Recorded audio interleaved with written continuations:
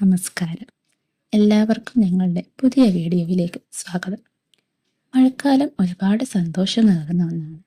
പക്ഷേ കുട്ടികളെ സംബന്ധിച്ചിടത്തോളം ചില ആരോഗ്യ പ്രശ്നങ്ങൾ വരാൻ സാധ്യതയുള്ള സമയവുമാണ്.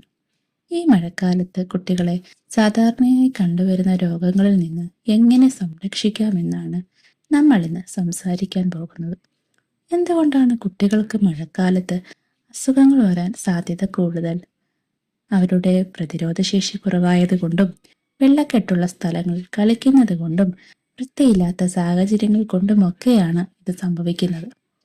സാധാരണയായി കണ്ടുവരുന്ന രോഗങ്ങൾ പനി, ജലദോഷം, ചുമ, വയറിളക്കം, ഡെങ്കിപ്പനി, ചിക്കൻ ഗുനിക എന്നിവയാണ്.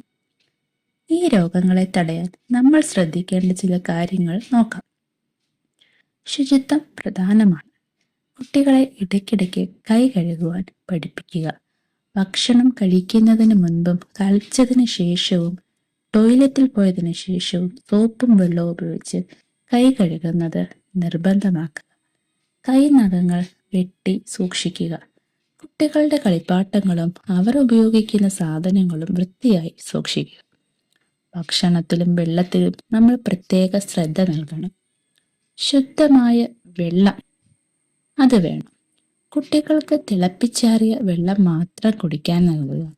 പുറത്തു പോകുമ്പോൾ സ്വന്തമായി വെള്ളം കൊണ്ടുപോകാൻ ശ്രദ്ധിക്കുക. പുറത്തു നിന്നുള്ള ഭക്ഷണം, പ്രത്യേകിച്ച് വഴിയോര കച്ചവടക്കാരിൽ നിന്നുള്ള ഭക്ഷണം ഒഴിവാക്കുക.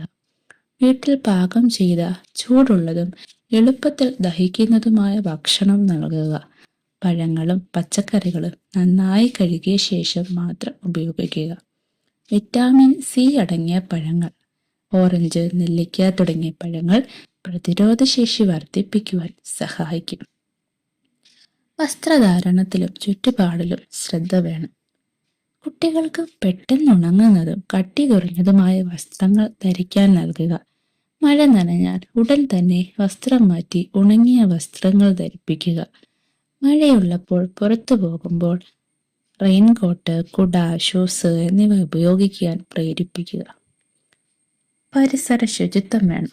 വീടിന്റെ പരിസരത്ത് വെള്ളം കെട്ടിക്കിടക്കുന്നത് ഒഴിവാക്കുക.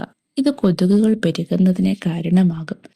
ജനലുകൾക്കും വാതിലുകൾക്കും കൊതുക് വലകൾ സ്ഥാപിക്കുന്നത് നല്ലതാണ്. കുട്ടികളെ കെട്ടിക്കിടക്കുന്ന വെള്ളത്തിൽ കളിക്കാൻ അനുവദിക്കരുത്.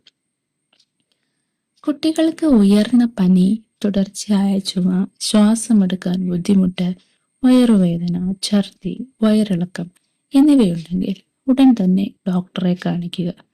ഈ ലക്ഷണങ്ങൾ കണ്ടാൽ ഡോക്ടറെ സമീപിക്കാൻ മടിക്കരുത്. സ്വയം ചികിത്സ ഒഴിവാക്കുക.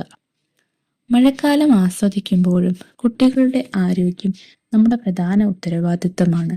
ചെറിയ ശ്രദ്ധ നൽകുന്നതിലൂടെ നമുക്ക് അവരെ രോഗങ്ങളിൽ നിന്ന് സംരക്ഷിക്കാൻ സാധിക്കും.